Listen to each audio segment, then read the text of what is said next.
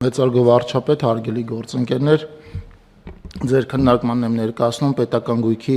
կառավարման մասին եւ հարակից օրենքներում փոփոխություններ իրականացնելու մասին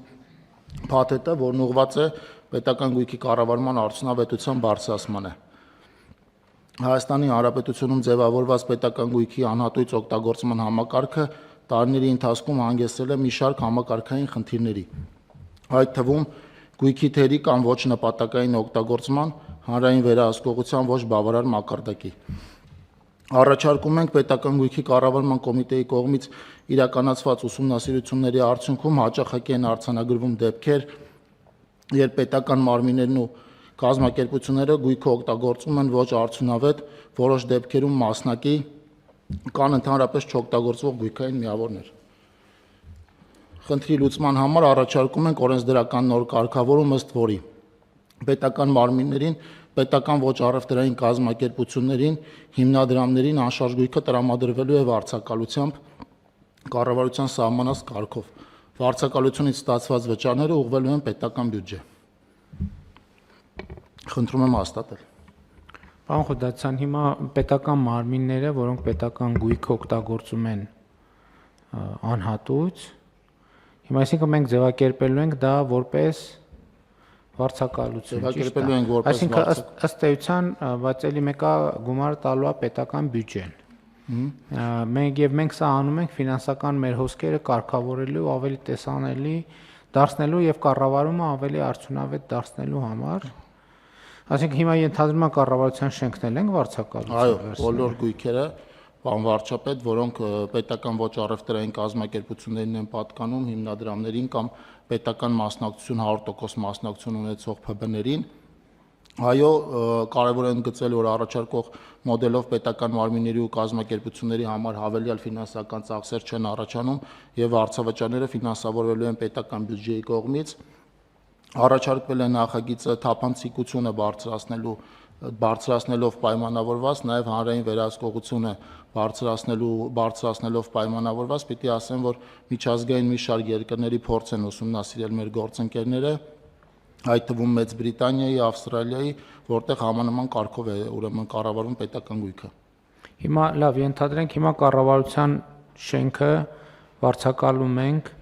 եւ վճարում ենք ում։ Վճարում ենք պետական գույքի կառավարման կոմիտեին։ Այո, վճարվում է մեծ հաշվով պետբյուջե։ Հիմա չենք վճարում ենք, դրանից ի՞նչ է փոխվում մեր կյանքում։ Ինչն է։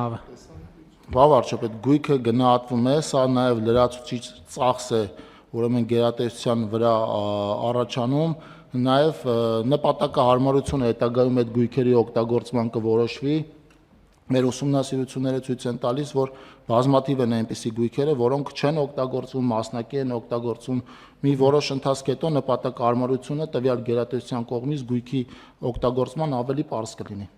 Այսինքն այնտեղ ֆիքսվելու ենք ինչ որ առումով գույքի քառակուսի մետրով եւ այլն տենց չափանիշներ ենք դնելու, որ հիմնարկների ղեկավարները իրանք ցերտին ասեն, բա մի րոպե ինչ ենք այսքան քառակուսու համար վճարում, եթե այդ քառակուսիները չենք օգտագործում, հետեւաբար այդ գույքերի օգտագործման նպատակայնությունը կմեծանա։ Դա մեր տրամաբանությունը։ Համեցիկ։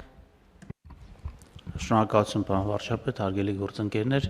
իրականում մի քանի նպատակ կարող է հետապնդվել այսպիսի որոշմամբ։ Առաջինը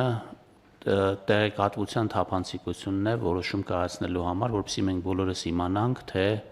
ցանկացած գերատեսչություն, որովհետեւ գույքի վարձակալությունը կամ զբաղեցումը նույնպես ծախս է, մենք իրականում ինչպիսի ծախսեր ենք անում, որովհետեւ այդ ծախսերը այսօր արտացոլված չեն մեր բյուջեում։ Երկրորդ նպատակը, որը կարող է այստեղ հետապնդվել, մենք երբեմն գույք ենք տրամադրում տարբեր հասարակական կազմակերպություններին կամ այլ կառույցներին, որպես օժանդակություն իրենց գործունեությանը, եւ այստեղ էլի այդ ծախսը որպես այդպեսին չի երևում։ Ես կարծում եմ, որ մենք այս թափանցիկությունը եւ մեր